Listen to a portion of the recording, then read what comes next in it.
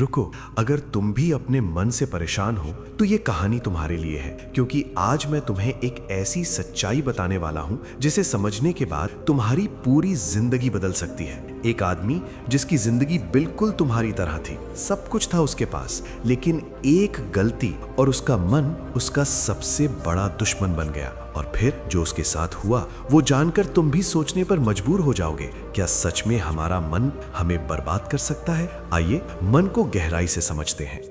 एक शहर में एक आदमी रहता था, नाम था सुदीप। उसके पास सब कुछ था, बड़ा घर, खुशहाल परिवार, पैसा, लेकिन उसका मन कभी शांत नहीं रहता था।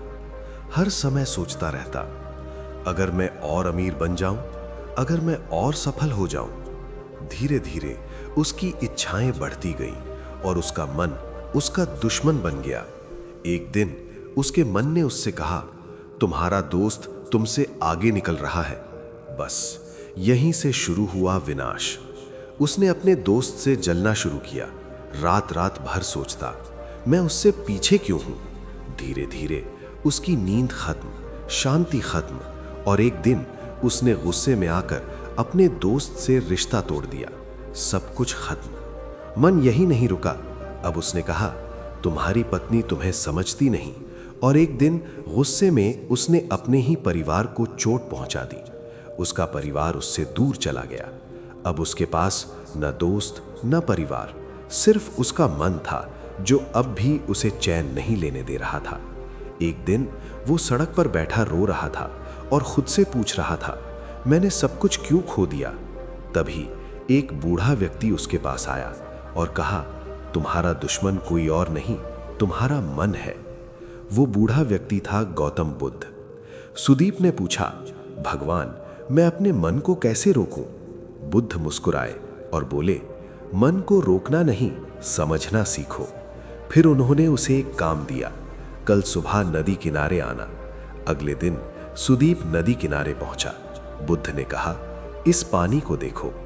जब पानी शांत होता है तो सब कुछ साफ दिखता है, और जब पानी हिलता है तो कुछ भी साफ नहीं दिखता।